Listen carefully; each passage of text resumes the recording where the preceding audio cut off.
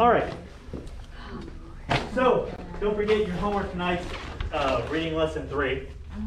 Cornell notes are due when? Tomorrow. I Tonight. was thinking it was Friday. Cornell notes. I ain't gonna lie to you. I be doing them all day. Lesson 3. Oh, yeah. Cornell notes over lesson 2 are due tonight. Wait. Oh, What? there's no. What? When was Or- that? oh, okay. You didn't post that. Sorry. I'm like, where? Wait, that's why. I don't even got Yeah, a notebook no. for this class. Okay. Yeah, Cornell notes over lesson 3 are due Friday. That's What about lesson 2? lesson 2. I think if you, I thought it was optional. yeah, it was optional. If you go back and attach your Cornell notes to the quiz, You got it will be bonus. Okay. So, Okay. If you go back and attach your Cornell notes for lesson 2 to the quiz, it will be bonus. So we don't have to do them. So yeah, there 2 is optional. Okay. Okay. Well, we have to do 3. 3, yes, Okay. yes, and that's Friday, due Friday. Okay. Okay. So let's talk about now we're moving up. We've talked about the ancient civilizations, the Mayan, Incan, Aztec, Olmec. Now we're moving up into solely North America to talk kind of the people that were here prior to when Columbus discovered America. Like the Native American? Yeah, the Native Americans, yes. So were Fun these fact, I'm Native people- American. Are like their ancestors the ones that traveled and out? Yeah, eventually, like if you go far enough back, the Native Americans that are here today, their ancestors came to this continent during the last ice age. Okay. And so we're now taking a look at them a little bit. We're getting closer to the time period of Europeans coming to the Americas. Now this picture is a little deceiving in that don't think of the people that we're about to talk about as riding horses, because horses came over with the Spaniards. Yep. Okay, so we're talking about people right now pre-European involvement, so they have not yet had access to horses. so horses were originally, like they originally are native to Spain. Well, Europe, yeah, Or, and Asia, and this set of continents. All right, so we'll come back to that picture in a bit. All right. Now. But first off, we start with the mound builders. Okay. Now, this is an example of one of the Hopewell mounds, and over time it becomes kind of rounded. When I came across this, it couldn't help but think of last November, my family went to Korea for a wedding. Oh, yeah. And one of the places we went to down in the southern part of South Korea was kind of an ancient old kingdom place, like where they had been excavating and found some evidence of old kingdoms of Korea, South Korea. And one of the things that these cultures in South Korea built were mounds like this, and that were they excavated inside, and it was a burial mound. So I found that interesting. It's one of those things that no matter what part of the world you're in, seems to be a kind of commonplace finding, that you will find people building mounds or pyramids or some type of structure like that as that holds some significant religious or ceremonial significance to them. All right. But these guys, the Adena, the Hopewell, and the Chahoka, they all built mounds similar to this. So why do you think scientists and archaeologists say, hey, I wonder where they got that idea from? Could it have been the Aztecs or the Mayans? Why do you think that they've come to that conclusion? Mikey? So it might be some kind of tomb, the mound. Oh. Or the mound, I mean. Possibly, just by looks, yes, Carol. I'm gonna take a guess. Did like You go, girl. the Aztec, like because certain grounds were raised higher, did they put like more important buildings up there to show? They may have, but do these structures have any similarities to what the Aztecs or the Mayans built? Pyramids. The Mayans, their Or- temples. Well, do they look similar? Could you look at them and say, I can see where they got that idea? Kind of. No. Awesome. No. I would Okay. say yeah, a little bit. A little bit, and that's the conclusion that a lot of archaeologists have come to, that when the Mayan or the well, not necessarily the Aztec, but when the Mayan or the Olmec civilizations dissipated, that their descendants moved to other parts of the continents and maybe have settled in the Mississippi Delta area. Okay. So all these people are living in the eastern from the Mississippi River. Okay, that's kind of the area of the United States that we're looking at here. Okay, the Adena lived in this area from 800 BCE to 180. How many years is that? A long time. 900. 300. Where are 800 BCE to 180. we? But when does BCE end? 3,000? That's like 0. Mikey, what did you say? 900. 900. It's 900 years. Remember, BCE stands for Before Christ. before current era. Oh. BC stands for before Christ. They mean the exact same thing. The next one- AD and CE. AD means what? After the No, it does not mean after death. It means Anno Domini, Okay. the year of our Lord. Oh. It's the Latin for the year of our Lord. Okay. So, because if it meant after death, Jesus lived on this, if BC was before Christ and AD was after death, then there'd be a period of like 33 years that's unaccounted for. Right? Because after 1 BCE comes 1 AD or 1 CE. Okay? So, 800 BCE to 100 AD or CE is 900 years. In BCE, you count backwards. AD, you're counting forwards. Maybe they should, if it Okay. was after that, they would make a third period maybe, Well, but, called DC, okay. during Christ. Well, but that's not what it meant. So, okay. Hopewell, they lived in the area from 200 BCE to 500 CE. How many years? What's CE? 300? Current era. It's the same thing as AD. 700? 700. Wait, yeah, 700. Because we have 200 to 0, or about 200, I mean, there wasn't a year 0. Okay, so 200 years of BCE plus 500 years of CE. What year are we in right now? 2020. 2021. CE. CE. We're in 2020 CE. Oh, snap. Right? So just to give you an idea of when we're talking about CE, BCE, or AD, BC, same things. CE is like our current era. Like we're in the year 2020, current era. About, what is that, 1,500 years removed from here? Okay. So that was 700 years. And then the Chihoka, we don't have a range here, but somewhere around the year 900, they developed, and they grew into a large civilization in the Mississippi area. 20,000 people, which if you're farming and you're having resources for to feed 20,000 people, it's a lot. Okay? They also built a large. They were known for building up one of these larger mounds. Okay.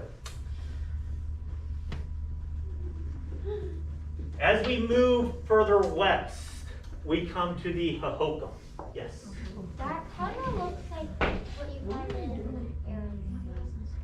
Or, yeah. Yeah, well, that's where they lived. Oh. The Hohokam lived in modern day Arizona. Cool. Okay? Oh, I didn't even see it was. Yeah. And so how many years did the Hohokam live there for?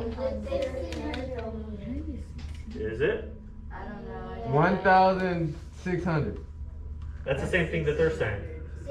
140. Is this BCE or CE?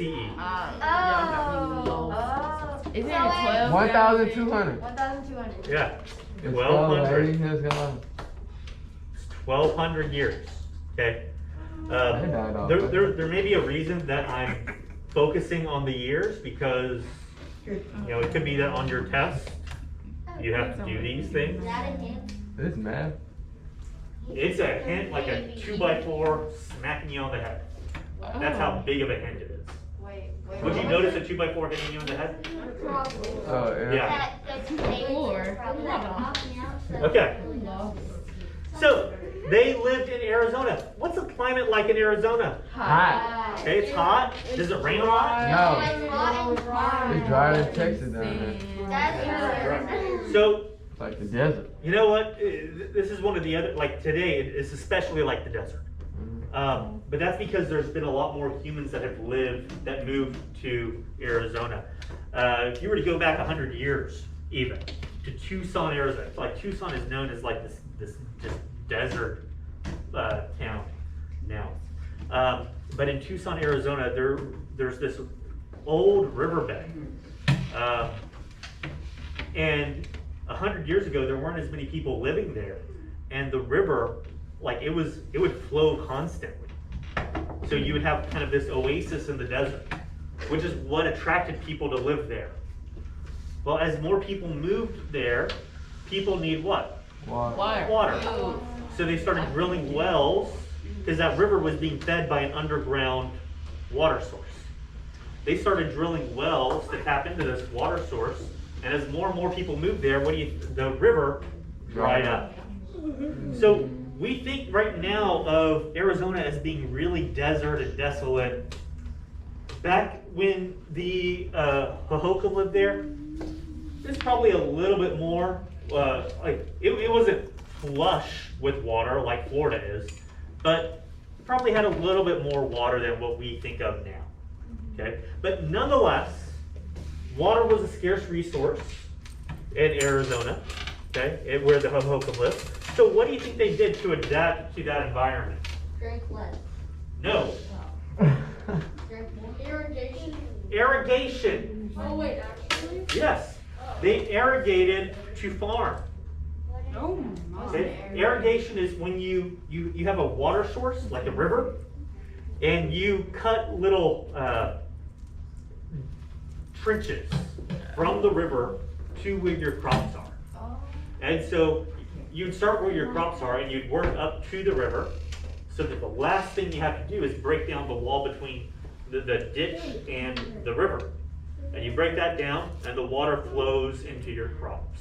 So your irrigation is the directing of water source to your crop food sources. Okay, so they did that. They also tended to live in adobe or pueblo type structures, mud homes. Okay, y'all seen adobe buildings before, right? No. I use Adobe software. Okay, not the same thing, John. So adobe homes you'll find a lot more in the Southwest. In some places in Texas, you'll find them where it's really hot and dry, Oh, like clay? kind of like When clay. you think of Adobe, most people think of Arizona. Yeah. That's where. And New most Mexico. are. Yeah, and New Mexico. Yeah, but it's because adobe is suited for that environment. But it's a way to cool down the house. An adobe house is a lot cooler on the inside than a wooden house in the same environment. Yeah. In fact, if you were to dig a hole and go about 6 feet under, It's Okay. cold. it will keep a steady temperature of about 60, 50 degrees, somewhere around there, depending on how far you get down you dig, right? So digging in is a way to cool down the house. Same, these adobe structures help to keep them cool. Okay. And our last group that we're talking about today is the ancient Pueblo Indians, or Native Americans. Okay. Now, your book talks about them being called a different name, historically, called the Anasazi. What? Yeah, that was a nickname. However, the descendants of the ancient Pueblonians, they didn't like that name. They looked at that name as somewhat of a kind of a racial slur for them.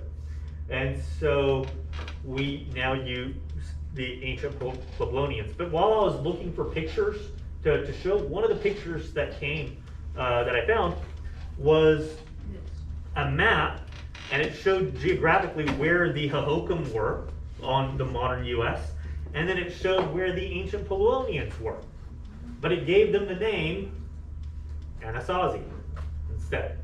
So I was like, no. But how many years did they live? 1,299. Yeah, 1,299 years. Okay. Do you see any overlap between this slide and the slide before? Yes, they are the same time. CE. So who do you, well, yes, but they are there's some overlap on the time. So who do you think they were neighbors to? The Hohokam. Okay, they lived in the same area, generally, the same general area, and at the same time as the Hohokam. Did they build their houses different? No, they didn't build their houses different, and in fact, I mean, it kind of. yeah, that's not the picture I wanted. What is it? I'm trying to figure out what it is. Yeah. You know what? I think I was going for a different picture. Okay.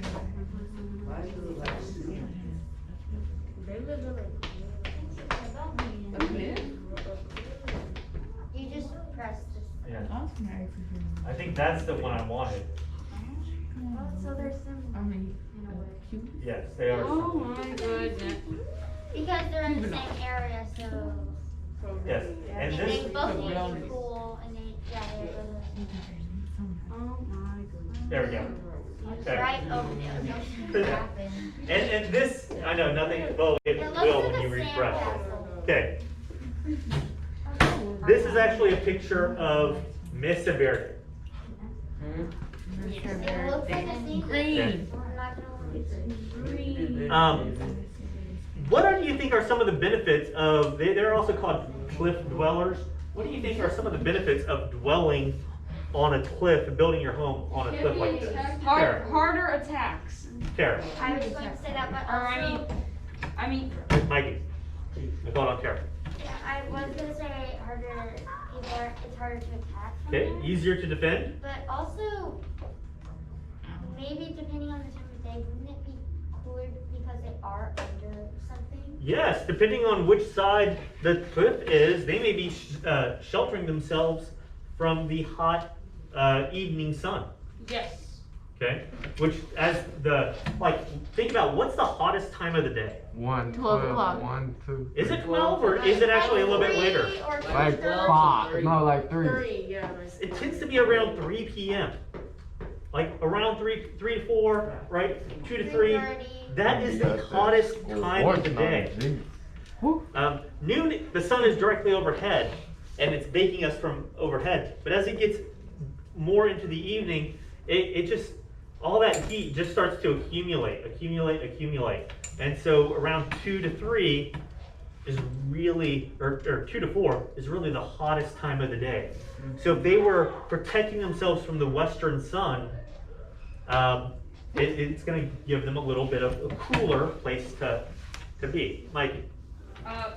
In battle, they can say, I have the high ground, it's over. Well, but we don't know if this is the high ground, but it is the cliff face, which means it's easier to defend because you only have to defend one side of your Try to settlement. get the high ground. I have a Yeah. question. Yes, Tara. So, that was a little really small, maybe it's the picture, Uh-huh. but say, I'm not gonna say because I know it's small, but say an average sized human who's standing over there? What height would It's a little cramped, all right? When I was younger, I went and visited this. This is in Colorado. Yeah. And it can be cramped, probably around 6 foot openings or 5.5 to, like, you may have to, yeah. Bend down. Them people were short, huh? Well, not necessarily all of them, but I mean, they're not necessarily building it so they can just walk on through, right? If you have a smaller opening, that can be easier to defend, right?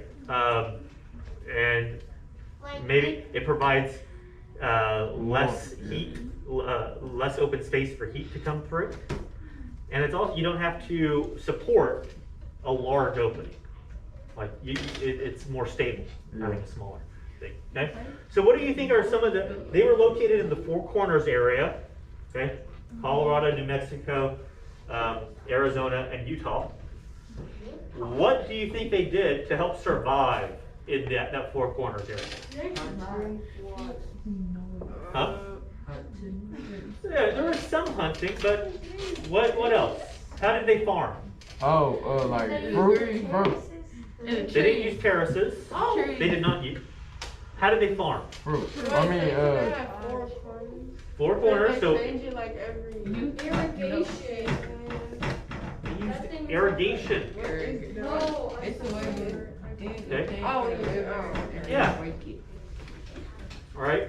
They use irrigation to help farm and cultivate the land. what does that mean again? I'm sorry. To cultivate Oh, or to irrigate? Which yeah, one? you said you put something in the water. Yeah, well, irrigation is directing the river to your crops. All right, so guys, I cannot stress how important it is for you to do the reading and Cornell notes.